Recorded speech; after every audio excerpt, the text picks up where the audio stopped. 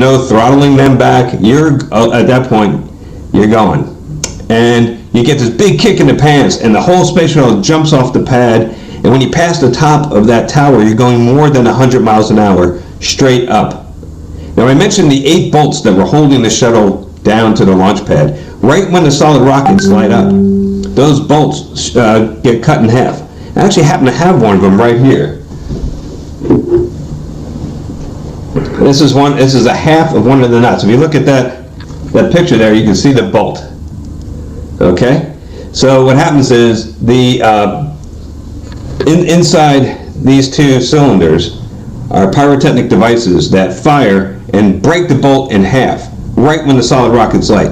And then these nuts fall down into a big pit of sand and get collected there. And somebody goes out after the flight is over, digs them out of the sand and polishes them up and makes a nice set of bookends for you. So every crew member ends up with a pair of these as bookends. This is another piece of trivia for you. Put that back up here. Okay, so you're going.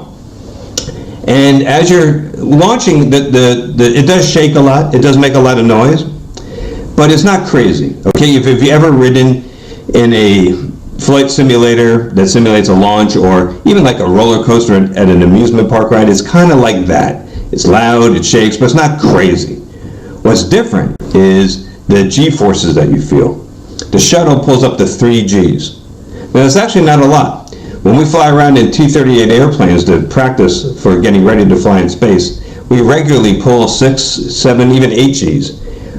But the thing is, that only happens for a few seconds. When you pull those Gs in an aerobatic airplane, it's when you're doing a maneuver. Like, so you're doing a loop. You pull back on the stick, you load up to about 6 Gs, and almost immediately you start bringing that stick forward as you come up over the top, and you let that G go. So it only lasts for a few seconds. In the shuttle, you reach 3 Gs, and after a few seconds, it's still 3 Gs. And then after a minute, it's still 3 Gs. And you realize that G that you're feeling, which makes you feel like you weigh 3 times as much as you really do, and pushes you down in your seat, that's because of the thrust of those rocket engines, those massive rocket engines that are throwing you off the face of the Earth. And you're a rocket scientist, so you go through the calculations, you do the integration in your head, and you realize after doing this integration and solving those equations that you are going really fast. Sure enough, you go from 0 miles an hour to 17,500 miles an hour in 8.5 minutes. Now, there's no other ride like that. That is unique. And then when you get up to space and the engines shut off, instantaneously, you go from 3 Gs to 0. And what it feels like is you're being shot out of your seat. And you put your hands up like this because you're afraid you're going to get squished like a bug on the windshield against the bulkhead that's right in front of you. And then almost immediately you feel really silly because you're not being thrown out of your seat, you're just no longer being held down in your seat. And all the veteran astronauts are looking at you and laughing. Like, hey, look at the new guy with the arms up, ain't that cute? And then you're like, yeah, I knew that was going to happen. And there you are up in space. Everything's floating.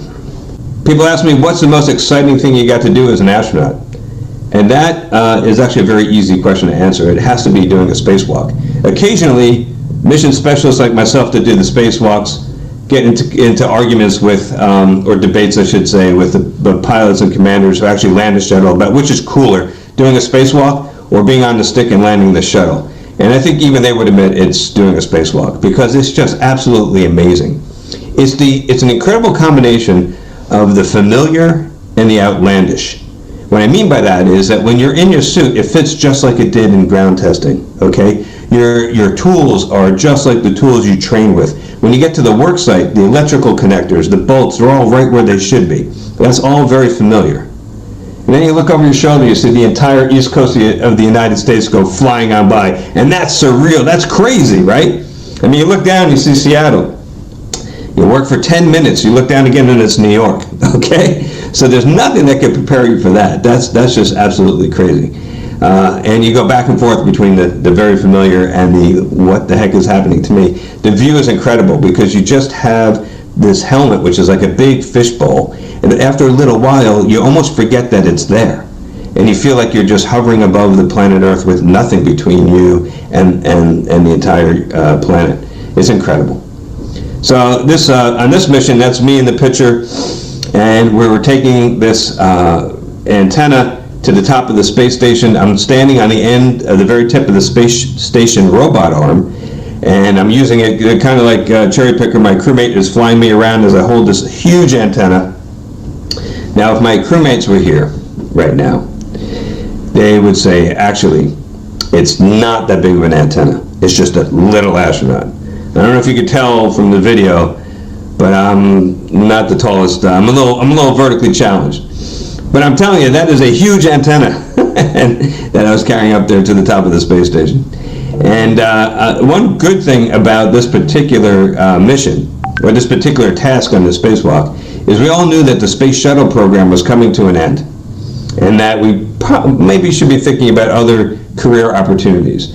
And I thought, well, you know, if I can't continue to fly on the space shuttle, I can always get a job with DirecTV, putting these antennas on people's roofs. And actually, so I was putting this antenna up on the roof of our house, and my wife came out and saw me and said, hey, that looks familiar.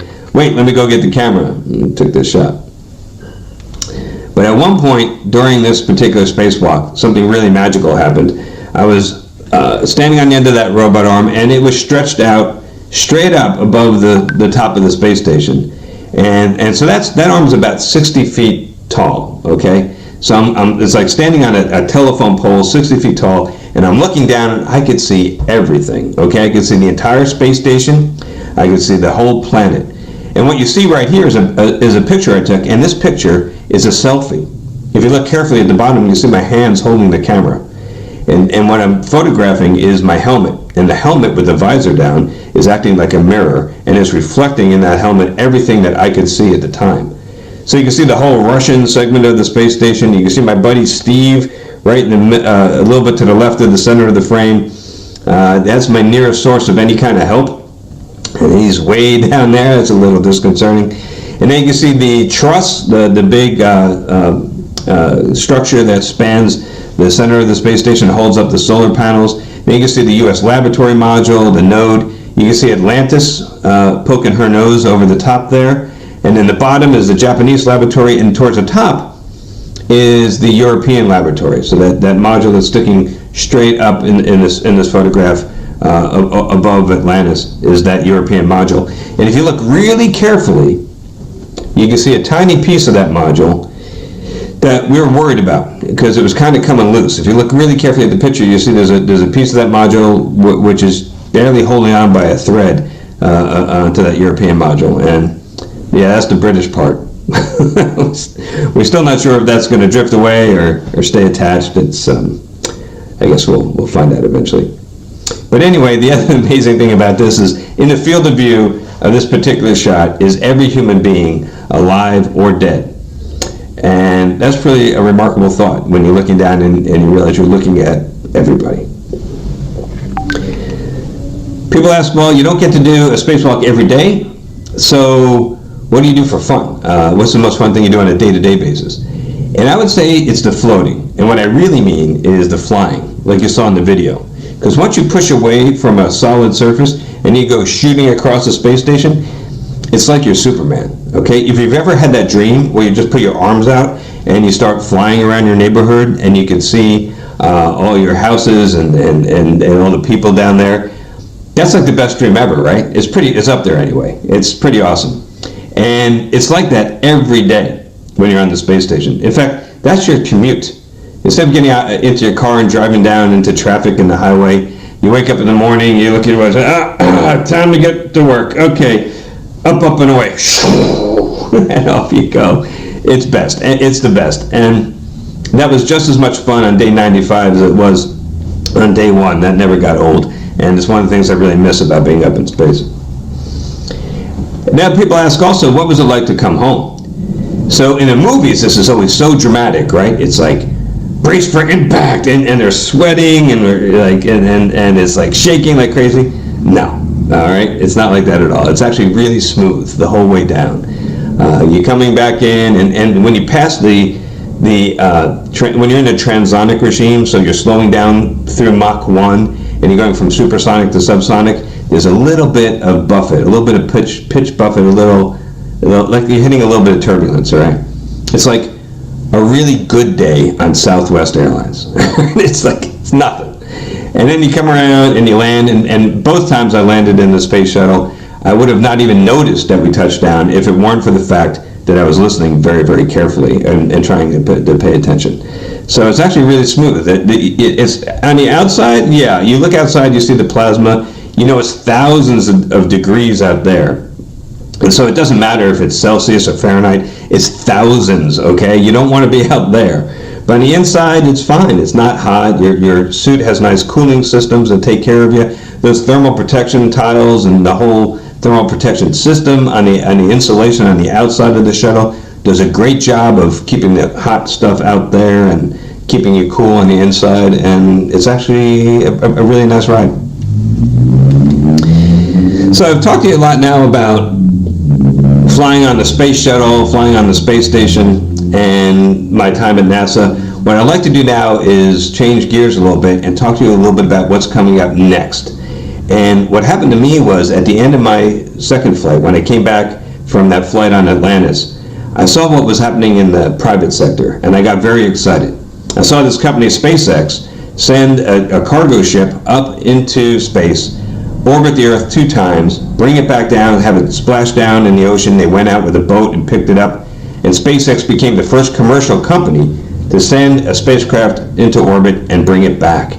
And that was incredible. But what was really incredible to me was the price tag.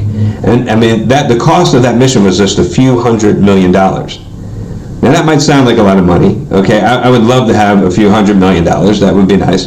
But you have to understand that in the space business, that's petty cash, okay? That's chump change, all right? The NASA and the Air Force have a cost estimation tool, a parametric cost estimation tool, where you put in like how many engines, how much thrust, and it'll tell you how much it should cost to build a rocket. And the number that they came up with when they put all those numbers in there was about $2 billion. And this was, a couple $100 million. So that really got my attention. I said, there's a paradigm shift going on here. There's something happening. And I investigated further, and I went and I talked to the people at SpaceX. I met with Elon Musk, and I said, hey, I really like the promise of what you're doing here. I would like to be a part of this, and can I have a job? And I did something very difficult, which is I voluntarily stopped being an astronaut, which is like the best gig ever, admittedly. But I really wanted to be a part of this whole new paradigm. So that's what's happening right now. You've got a couple very high net worth individuals. You have Elon over there on the right, but you also have Jeff Bezos with his space company, Blue Origin, and you have Richard Branson with Virgin Galactic. And all three of these men are visionaries that are putting a lot of their money and time and effort and resources into expanding human spaceflight. And what that has done, what has happened as a result of that, is that we are about to embark on a new golden age of space exploration, and it's an extreme of spaceflight. So Elon has a saying there, which is, basically, if something's really important to you, don't let anybody tell you that it's impossible. Just go do it. And that's really what these guys are doing. They're not taking no for an answer. They are not accepting the status quo, and they're disruptors, all three of them. They're going out there and getting stuff done. And I saw that as I was at NASA, and I saw that spirit, and it reminded me a lot of the spirit at NASA during the Apollo days, that can-do attitude. And so I wanted to be a part of that, and I signed up, and Elon gave me a job, and I was at SpaceX for 7 years. So one of the things that Elon wanted to do at SpaceX was he wanted to get his rocket back. Now, you have to understand that most rockets get thrown away after they're done with their mission in delivering their payload to orbit. So most rockets are 2 stages. I'll use these visual aids here. So most rockets are 2 stages. The stage, I should probably do it like this. This is the bigger one. The first stage, it's got the big tanks and the big engines, and it fires for a couple minutes, and then this tank falls down into the ocean and just splashes into the ocean. And the second stage continues with the payload, whether that be a satellite or a cargo ship for the space station, whatever it might be, and it goes on into space. But this part, the first stage, has about 70% of the cost of the rocket is in that first stage, and we're just throwing it away. And Elon said, this is crazy. Just like, imagine if you built an airplane to use to travel from Los Angeles to New York, and when you got to New York, you threw that airplane away, and you had to build a whole new one to come home. Well, then the cost of flying on airplanes would be ridiculously high, right? And only a few very lucky government employees or individuals would ever be able to fly on airplanes. But that's what we were doing with rockets. And he said, this is crazy. Here's what I want you to do. He says, I want you to keep a little gas in the tank, okay? I want you to fly around after you drop off the second stage. I want you to burn the engines, fly all the way back, come back down through the atmosphere, manage entry, and land, either on land or on a ship, with legs that deploy just like Buck Rogers. And a lot of us thought, and a lot of people told Elon, hey, that's impossible. That's just not going to happen. I thought that, to be honest with you, but I was smart enough not to say anything to the boss about it. So I kept my mouth shut. But he wouldn't take no for an answer, and he kept pushing. So we tried. And the very first time we tried to bring the rocket back, do you think it worked? No. It looked a little bit like this. This is what it looked like. It went kaboom, okay? The second time, do you think it worked? Nah. Third, fourth, fifth, no. We finally got around to the sixth time, but the thing was, each time that we were failing, each time that the rockets were exploding, we were learning something important. We learned what the weakest link was in the system, and we fixed it. And then we failed again, and we found what the second weakest link was. And then we failed again, and we found the third weakest link. Now, a lot of people told Elon that this is a mistake. Politically, it's a mistake. Because what's going to happen is you're going to have our competitors like Boeing, the other big aerospace companies that have a lot of money to lose in these big government contracts should SpaceX be successful. You're going to have them taking this photo of the rocket blowing up and parading it around Capitol Hill, saying to all the congressmen and senators, you see this big explosion here? You see this rocket blowing up? You sure you want to give that big contract? You sure you want to put your NASA astronauts on that rocket? Are you sure you want to put your big, expensive national security satellites on this rocket? Really? This one that's going kaboom? And Elon said, yeah, I know they're going to do that, but they have to learn and they have to understand that failure is important, okay? That if you're not willing to fail, you're never going to make things better. You're never going to improve things. And to him, failure was extremely important. All of us had to be very comfortable with failure. So when we're developing a new engine, we would test it out on the test stand, and we'd come back and say, hey boss, it worked. Everything was in the green, it was great. And he would say, okay, that's great. I'm glad it passed all the tests. Now go back and crank up the pressure and try it and make it go even harder, and keep doing that until it blows up. Go blow the thing up. I want to know exactly where it really fails, not just that it meets what we thought it would do. So he knew that by failing quickly with hardware was the fastest way we're going to converge on the correct solution. And so when they told him that, hey, what about the impact of our competitors taking these photos around Capitol Hill, he says, here's what I'm going to do. I'm going to take video of all of our rockets exploding, and I'm going to make a YouTube video out of it. I'm going to make a music video and stick it on the internet. And that's exactly what he did. So here's a video on how not to land an orbital booster.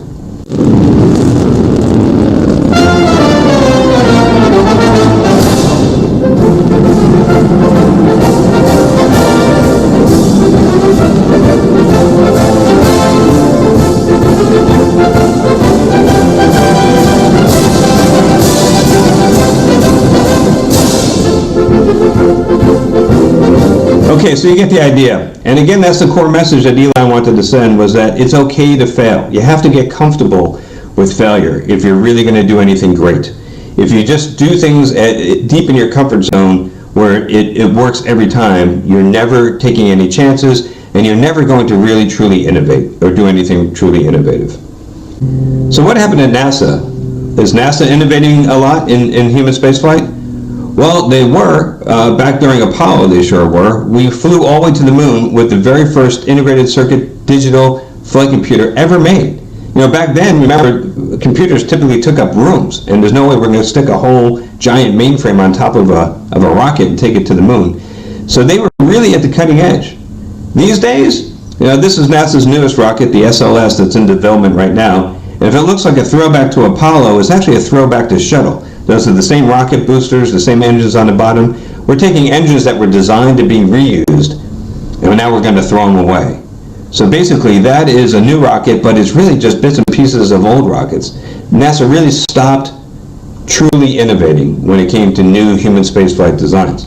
So why did that happen? What happened? Well, it was because of a number of different tragedies. So we had Apollo 1, where we lost three astronauts preparing to fly the first Apollo mission. We had Challenger and we had Columbia. And after each of these accidents, NASA got a bit more risk averse.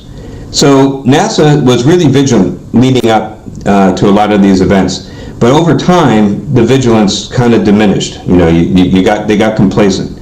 And then Apollo 1 happened. And then they paid a lot of attention again to things that they should have been paying attention to all along. But over time, they got lax again, and then Challenger happened. As an astronaut, you always think, I want to fly the mission right after the accident, because that's going to be like the safest one we ever fly. And that's essentially what was happening. But the level of risk was not changing. That was staying the same. So, because the laws of physics, the difficulty of getting into space, that really was still the same. But our level of risk aversion was going up along the way. After Apollo 1, we got a bit more careful, a bit more risk adverse. But not a whole lot, because that's actually what's amazing was within 2 years of the Apollo 1 tragedy, Neil and Buzz were walking on the moon. So it didn't slow us down much. But after Challenger, we got a little bit more scared to take risks. And after Columbia, we really got to the point where we were getting very risk adverse. Let me show you how this manifested itself in the org chart. So after Columbia, we put into place all these different filters to prevent a risky decision from making it all the way through. So if you're a working level engineer in that blue box in the bottom left corner and you want to do something innovative, your design has to pass through each of those black boxes or boards that have to approve your design. And you have to make it through every single one. And each of those black boxes represents at least a dozen people, each one of which has a veto that can say, you know what, I'm not comfortable with this, I'm saying no. So what's the easiest way to get through all those filters? It's just to do the same thing you've always done. But that doesn't lead to very much in the way of advances. But after Columbia, that was where we were. We're so risk averse, and we were afraid to do anything different than what we've always done for fear of an unintended consequence of a new decision or something innovative.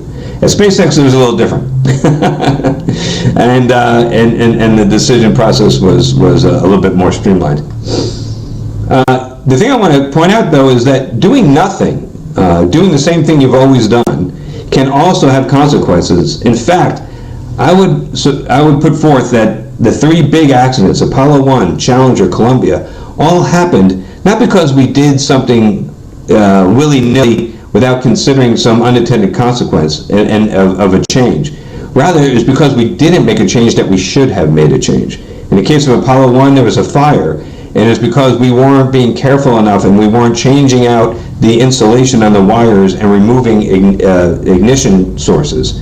And we allowed one of those wires to arc and short and create a fire. In the case of Challenger, we knew that hot gases were getting past those O-rings, but we didn't change the design. We didn't fix it. We were flying and we were getting away with it, and we kept flying and didn't want to change anything. In the case of Columbia, foam was falling off the tank ever since the very first space shuttle flight, and we never fixed it. We just left it there and we were getting away with it until a big piece of foam fell off and took out a chunk of the wing of Columbia. So in all three of these cases, it is really doing nothing, not fixing something that led to the tragedy. So at SpaceX, the culture is very different. There, Elon will tell you every day he wants you to sit at your desk for 15 minutes and think about something you've been doing the same way for a long period of time. And he says, if you're doing something the same exact way you've always done it, and you've been doing it for a year or more, then there's something wrong. If you haven't found a way to make it better, you're not doing your job. So he encouraged us to have this constant feedback loop where we're constantly making things better. Another way that we stayed innovative at SpaceX is by the people that we would hire. So if you look at this picture, this team developed those rocket engines, and if you look at those engineers, they're incredibly young, right? In fact, almost all of them were straight out of undergraduate education, undergraduate engineering schools. Because when you're really young and you come straight out of school, you don't know it's impossible, so you just go do stuff. And it's fantastic to see the kind of innovation that comes when you take that approach.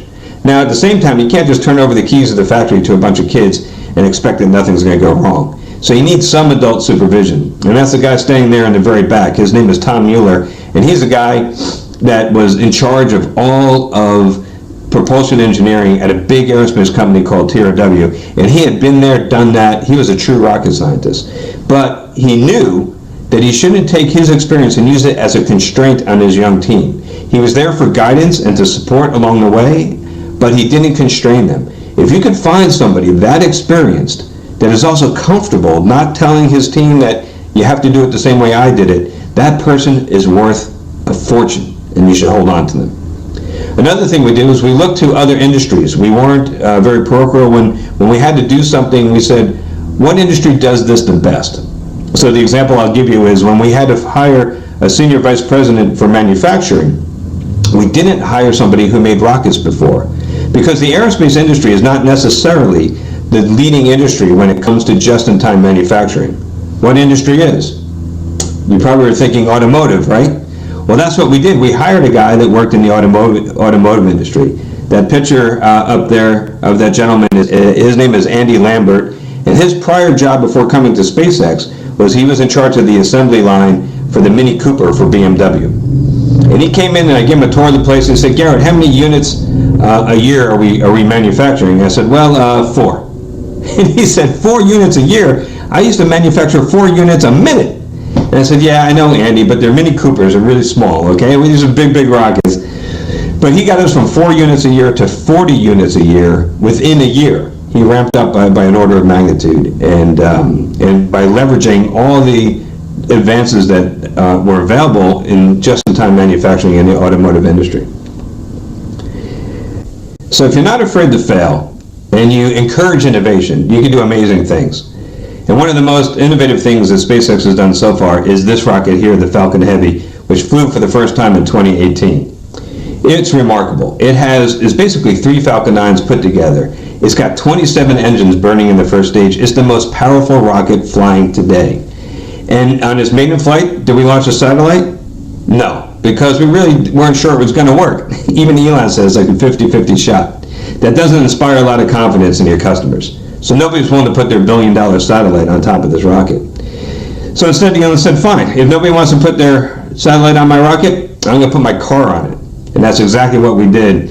We took Elon's car and we blasted it off towards Mars. None of us were really sure whether or not it was going to work. Yeah, you see, the boosters on the side are designed to come away from the rocket when they're done with their fuel and fly back hypersonically and land side by side.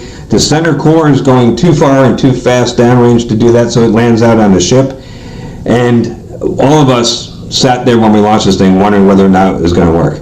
But it did, and it was magnificent. So that's what can happen if you're not afraid to take risks.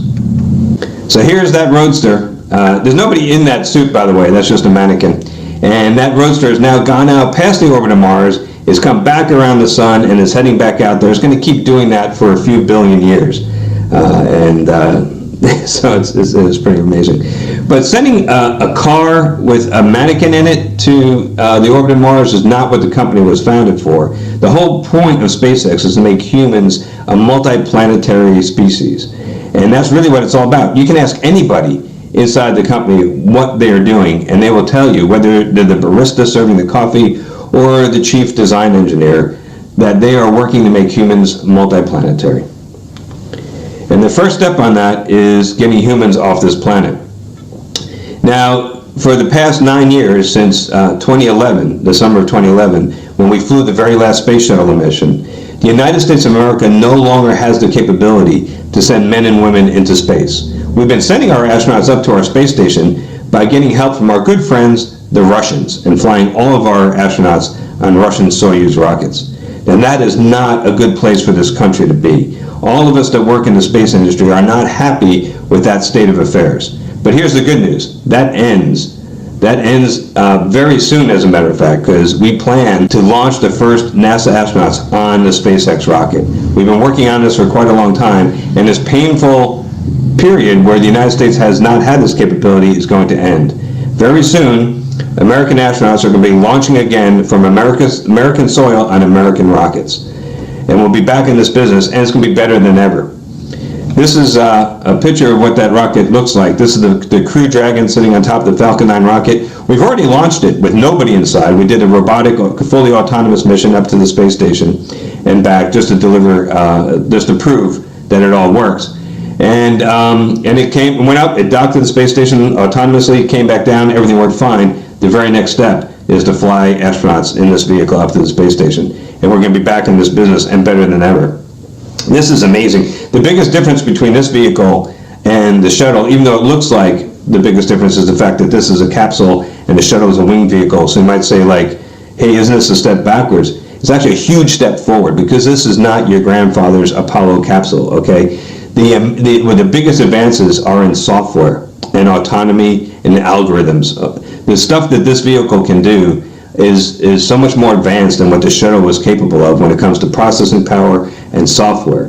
When you're talking about defining your edge, well, I define my edge in the space business as this vehicle. This is the edge.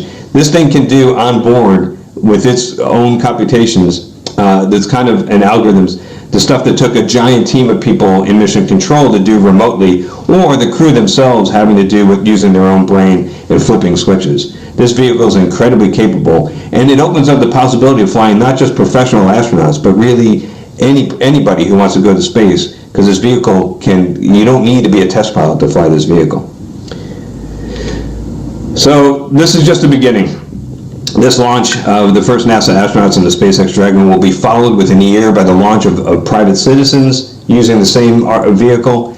And really, that's also just the first step, because SpaceX, Blue Origin, Boeing, and even NASA have other rockets that are being built. And in the next 10 years, you're going to see an absolute exponential growth in this industry. It's going to be truly the beginning of a new golden age of human spaceflight. So stay tuned. I think you're really going to be amazed at what comes next.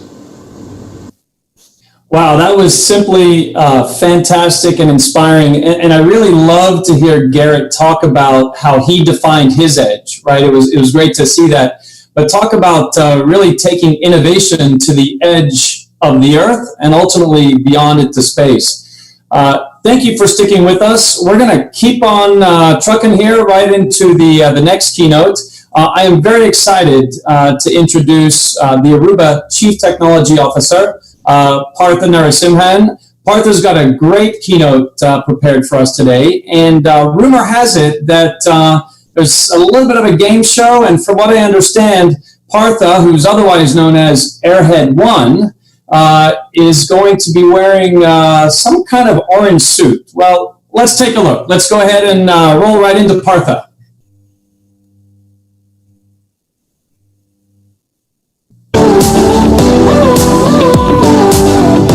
Hello everyone, welcome to the tech keynote of Atmosphere Digital. We are used to doing the tech keynote live on stage with a lot of my Aruba colleagues joining me on stage, and we do a bunch of demos to bring up all of the technologies to life here.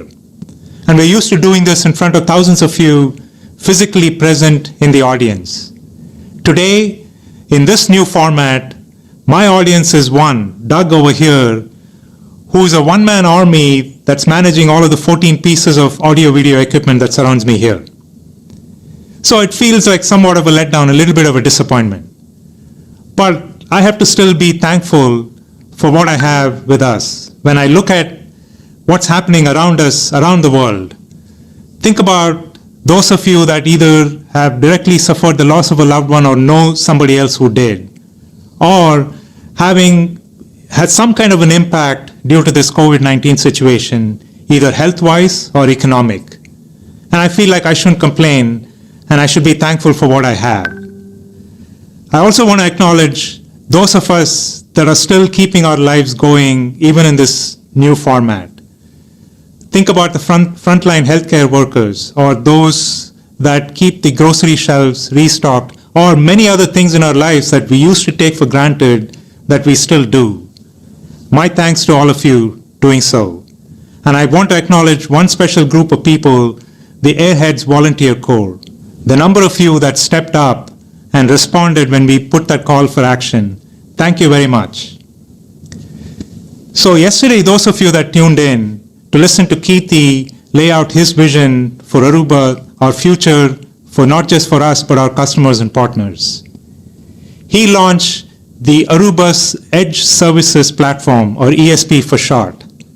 And he went into details about how the three pillars that make up ESP, AI Ops, Zero Trust Security, and Unified Infrastructure, can be applied to address problems at the edge related to connect, protect, analyze, and act. In this keynote today, we're going to use all of the technologies that the product teams have been busy building to bring to life the Edge Services Platform for you. Again, like I said before, we are used to doing this live on stage, and that's what the team was driving towards when we constructed all of the components of this keynote. And then we all got into this current situation with the COVID-19, and we said, okay, how do we now adjust to the new reality, just like all of us, all of you, have had to make some degree of adjustments in the last 2 months or so. And I look back in the past couple of months on the number of birthday parties that I'm used to attending in person, but have now been turned into a virtual medium over Zoom calls or other video conferencing services. And some of the game nights that I've been a part of in the past few weeks. So we're really excited to bring to you all of the content, all of the demos that we had planned as a live show on stage in this new game show format. So I'm going to go make a quick change and come back. Let's get the game show started. Hello and welcome to the Aruba ESP Game Show. I'm your host, Madania Jolly. Today our contestants are Nick, I never get lost Newton, Nirmal, could his shirt collar be any bigger?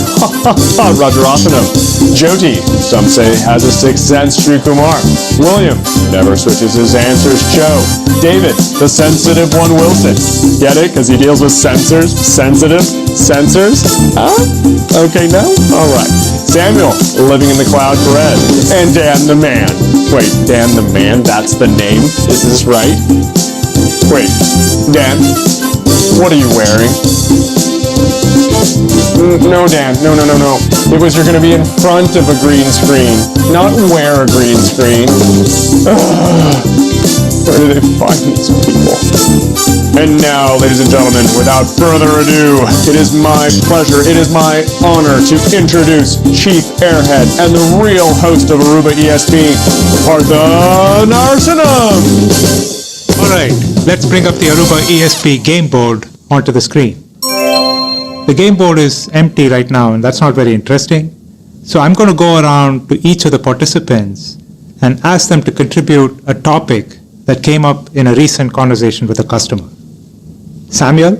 Yeah, Partha, we have this need from our customers to provide a single architecture for branches, for campuses, and even for teleworkers, all managed by a single pane of glass. David? Network uptime is great, but are my users happy? Jyoti?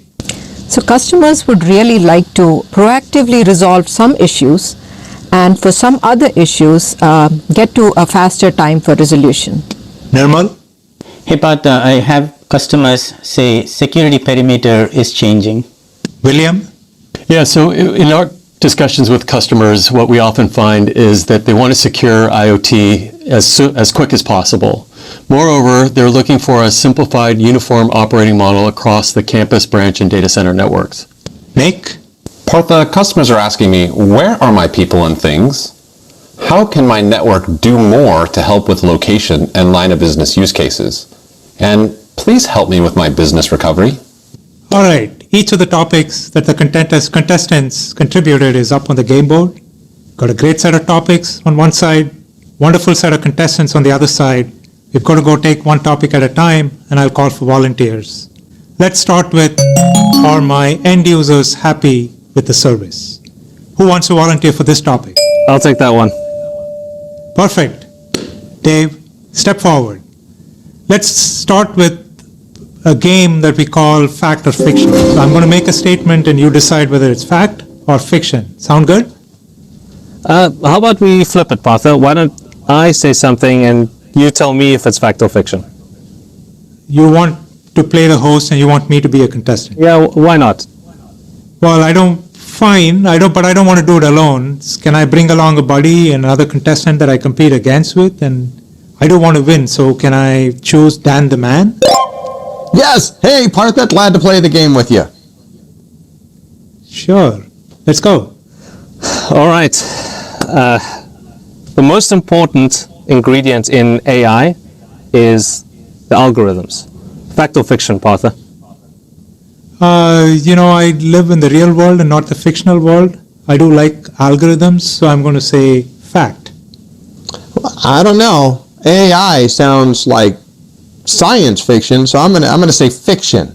Well, Dan is right, but not necessarily for the right reasons. It is fiction because the most important thing is the data. It's having a diverse, unique, really large data set, and that's the foundation on which all good AI is built. All right, so next, Partha, all the data that you need, you can get from the network. Fact or fiction? But I got to get this done. The network's been deployed for years. It's sending a lot of data, telemetry data, so what more do you need? Fact. I don't know, because Data was a character on a television show, so I'm gonna say fiction. Dan is so wrong, but also happens to somehow be right. It is fiction, and you need the user's perspective on network and application performance, not just the networks. And a good way to get that is from sensors that act like automated end users. And our user experience insight sensors are now collecting 300 million records every day. That's almost 10 times more than this time last year. So, third fact or fiction. Having sensors means that you need more AP-like devices on the ceiling. Partha? Well, where else are you going to deploy them? You can't throw them on the floor, so of course they're going to be on the ceiling. Fact. Well, they're on the ceiling, then it's over my head, so fiction? I'm not sure that Dan should get credit for that, but yeah, you don't need more devices on the ceiling, and actually they don't need to look like APs. We're launching the new Aruba G-series sensors, and they're designed to be even easier to deploy and fit into any environment. There are two models, one with cellular for zero-touch deployment and out-of-band connectivity, and that's really the model that you'd want to have as the first sensor in any new site or branch with or campus environment. And the other model is without cellular, and that's for densifying campus deployments. And it's easier to install than ever. You can use adhesive for rapid install. It has secure installation options, junction box mounting, rail mounting. You can install it however you like. And onboarding is even easier than before. So whether you have cellular connectivity or Ethernet connectivity or neither, you can still have zero-touch deployment via the UXI app. And of course, the most distinctive thing about the new sensors is how good they look. Hey, David, this sounds really good. Do you have one to show us today? Partha, yes, I do. Here it is. And what we did is we took a step back and asked ourselves, what should a sensor really look like? What we did was we looked to architecture for inspiration, which is how we ended up with this column design, which is really distinctive, but also fades into the background and fits into almost any environment. And we think our customers are going to love it. It's available today. All right, final fact or fiction. Sensors only do basic standard network tests to tell if services are reachable or available. Fact or fiction, Partha? Hey, I'm way behind. but not everything can be fiction. So I'm going to stay with fact. Fact, David? Well, I hate to disagree because, when I was taking a standard test, if I didn't know, I would just guess fiction. So, fiction? It hurts me to say this, but once again, Dan is right. It is fiction this time. Part of the users are only happy when their applications are performing well, right? Applications like Teams or Salesforce or YouTube, and now our customers can record their own custom web application tests that emulate a user's interaction with any one of those third-party applications or homegrown business-critical, internal applications. And the sensors are then able to play back those interactions and measure that real user interaction, that real user performance from any location 24/7. Let me show you a demo. Here's the User Experience Insight dashboard. We'll come right back here, but first we're going to record a custom web application test of Microsoft Teams. We're opening a Chrome extension called Selenium IDE. It's free. Selenium is an open source framework for test automation that's used primarily by app developers. And we're going to tell it to go to the Teams URL and start recording our interactions. So we'll log in with our credentials, and that allows the sensors to have the exact same end user experience as your organization's users.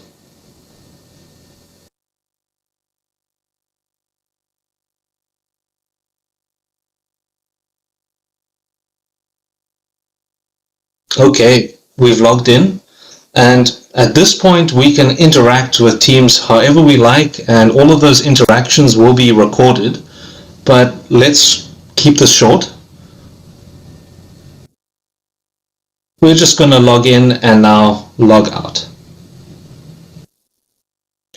We're ending the recording and saving it as a Selenium script.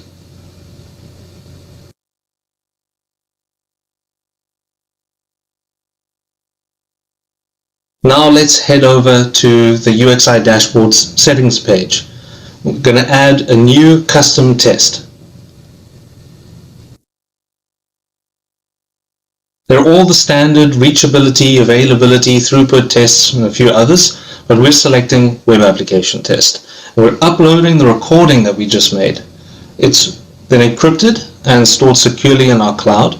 And in a few minutes, all of our sensors will sync with the cloud and download that new script and begin playing it back. And they can do that because every sensor is running a web browser, just like a real user. So that web browser will play back that Selenium script. Now that took us less than 2 minutes to record and set up, and in a few minutes test results will start coming in. In the meantime, I've recorded a similar web app test for Salesforce. Let's take a look. We can see the performance over time of that overall interaction, and we can see a couple of issues that the sensors encountered in that interaction. We can click on them to see if it's an issue with our network or the application itself.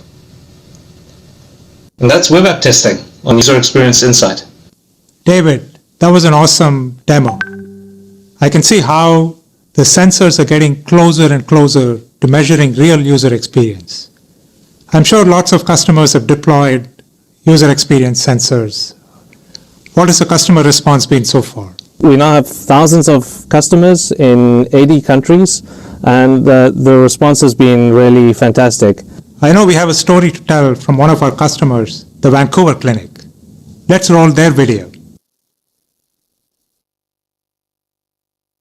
At the Vancouver Clinic, we've deployed the Aruba User Experience Insight sensors, the UXI sensors, around all of our buildings. We use them to check for critical application availability.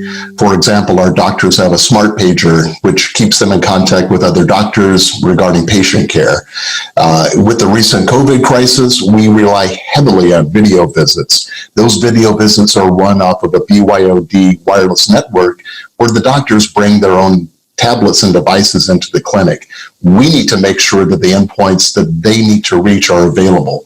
We perform synthetic testing on a regular basis. We get alerts before our doctors get alerts. We're proactive. When one of the UXI synthetic tests fails, it alerts us. We can typically address the problem before our patients, employees, or doctors can even recognize there has been a problem. Impressive video. Thanks to the Vancouver Clinic for showing us creative use of technology to measure something that is very subjective. Thanks to you, David, as well. Off to the game board we go. All right. The next topic of interest is how do you move from reactive to proactive workflows in troubleshooting, and how do you resolve issues quickly? Who wants to volunteer? Partha, I'll volunteer for this. Perfect, Jyoti. You and I have had a few conversations about how today's troubleshooting workflows are very reactive in nature because they typically have a human in mind, either an end user reporting a problem or an admin noticing something is different today. And that adds to the delay of getting these resolved. And customers have expressed an interest to make these things more proactive in nature. How would you solve the problem?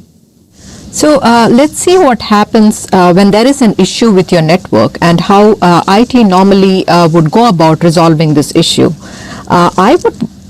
I would challenge one of my very smart fellow contestants to play this game with me. Jyoti, hey, I'll play the game. Okay, Dan, let's play this game. This game is called Order These Steps. So, Dan, you get a frantic call saying that there's an issue in your network. What do you do next? Okay, got it. What would my IT friend say? Okay, take laptop, changed, check portal capture. Check portal capture. They always start with that, right? That's what they say. So 8675309. 8675309. No, Dan. That sounded really good, but that's not the right answer. Yeah, not correct. Not even by coincidence this time, Dan. All right, Jyoti, how would you solve it? So with Aruba Central and integrations with UXI sensors, which you heard about a little bit earlier from David, we can proactively identify issues in your network and provide recommendations that can fix the issue automatically. Let's see this in a demo. Let's log into Aruba Central's Network Health dashboard. You will notice that one of the sites here is reporting potential issues. Click on the site and you see the user experience error, which is reported by the UXI sensor. The UXI sensor is running its test, trying to connect to the network, and identifies that it's not able to receive an IP address from the DHCP server. Along with the user experience status, we also see an insight for this site. Let's go to the AI Insights tab, and you see a DHCP timeout insight is generated. The DHCP Insight timeout also runs network checks in the background and identifies the root cause of the issue. In this case, the root cause is reported as a missing VLAN. Further analysis of the root cause also identifies that the VLAN is missing on a switch that is configured at this site. We also gathered additional data like packet captures for the network administrator to further analyze and troubleshoot the issue. And finally, we have an option to click on the Apply Fix button here and push the necessary configuration changes to take care of the problem. We have a trend chart of the issue which identifies that the problem has started occurring within the last 1 hour. We also give detailed impact cards. You see the access point that is having the issue, the clients that are reporting this particular issue, and the specific VLAN which is misconfigured on the switch. Now that we have made the necessary changes to fix the issue in your network, let's go back and check the status of the site. You will notice that the UXI sensor continues its test and is now able to receive a DHCP IP and connect to the network. The status for the UXI sensor is now reported back to Central, and the status is shown as everything is good. Jyoti, thanks for that awesome demo. That helps us understand how data, not just from the network infrastructure, but also from the UXI sensors, gets fed into the AI engine to translate it into automatic discovery of problems, root causing, and a recommendation being suggested. But there are also problems that fall under a category that are very difficult to troubleshoot, right? These typically happen with issues that don't occur very often or corner cases that we sometimes encounter in customer environments. And that process typically works with a customer reporting a problem into TAC, opening up a ticket, and TAC going out there and gathering the required data to ultimately find a resolution. Is there any way we can speed up that process and shrink the time it takes to resolution? Sure, Partha. The AI Assist feature has a troubleshooting recipe or service associated with each event, and that decides what data and logs needs to be collected to further debug the issue. Once the event is generated, AI Assist will start the process of data collection, and once it's done, it uploads this data along with the context to a secure location and then also sends a notification to Aruba support. Aruba support can then access all this data and that will help debug and troubleshoot this issue and come to a resolution in a much faster way. Let's take a look at this in a demo. Once you log into Aruba Central, you will see a notification which indicates either a critical alert or an AI Assist event that has occurred in your network. Let's click on the AI Assist tab, and this lists the event that triggered AI Assist. In this specific example, the AI Assist was triggered by a tunnel state change. This is an SD branch deployment where we have branch gateways forming IPsec tunnels to the VPNCs in the data center.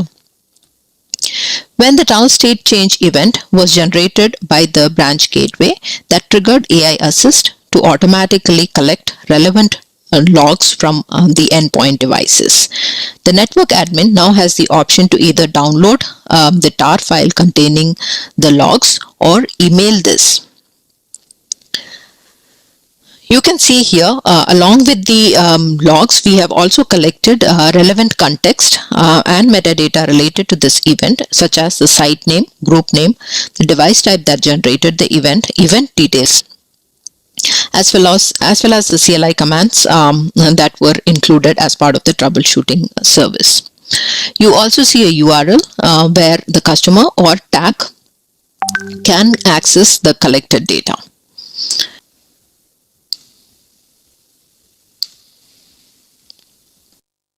We also indicate that this event has triggered an automatic notification to Aruba support. When TAC receives this notification, they get the metadata related to this event that provides complete context as well as the log files that were gathered. Aruba support, after reviewing the issue, can now recommend further action. The recommendation may include changes to the network in order to resolve the issue. Once TAC has completed this analysis, they can notify the network admin using the TAC notes. This could include the case ID and detailed analysis as well as recommendation to resolve the problem. Jyoti, thanks for joining us and for those couple of awesome demos in there. I can't wait for more customers to benefit from some of these features. Let's go back to the game board now. Next up is Zero Trust Security. But let's start that segment with a message from our security expert, Madani. We're here to talk to you today about Zero Trust Security. Now, you may say to yourself, well, I don't know if I trust this person based on what they're wearing.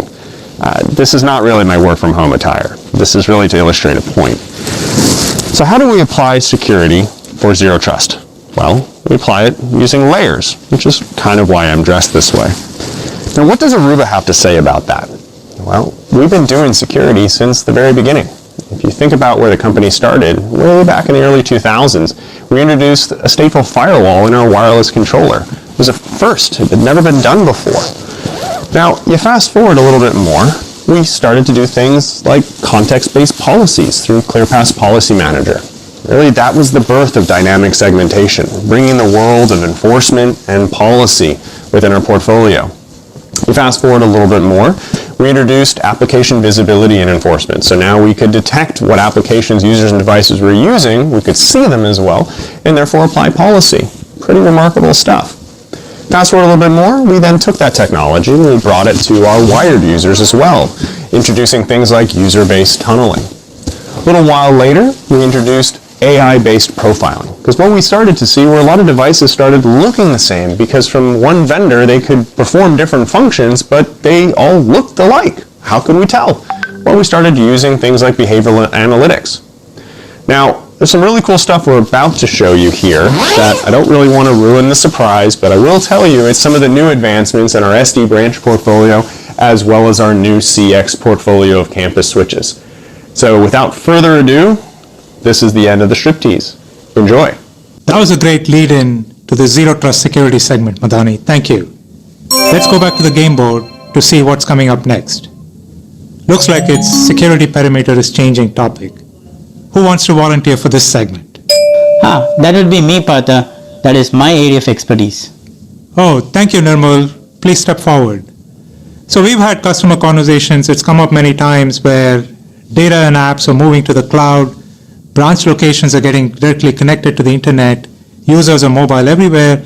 This means that what used to be the security perimeter in the data center years ago is changing all the time. At Aruba, we've always had a focus on security solutions throughout our history. How do we take all the things that we've done and address this current situation? As you know, Partha, Aruba is already covering different aspects of security, and Zero Trust is all about people, applications, devices, network, and data. What are some of these risks, Nirmal?